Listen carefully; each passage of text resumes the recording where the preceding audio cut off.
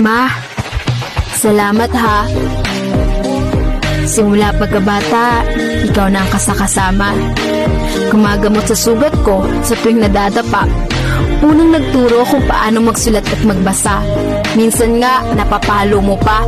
Ikaw rin ang unang nagturo sa akin kung paano maging mabuti sa kapwa.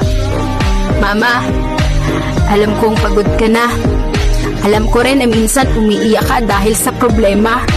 Pero di mo lang ipinapakita. Alam ko rin na may nararamdaman ka na dahil sa maghapong paggawa at walang pahinga. Ingatan mo naman sarili mo, Mama. Di kasi namin kaya pag may nangyari sa iyong masama. Sorry, Mama, kung matigas ulo ko. Di nakikinig sa mga payo mo at pabalang kung sumagot sa'yo. Minsan nagdadabog sa tuwing inuutusan mo. Pasensya ka na, Mama.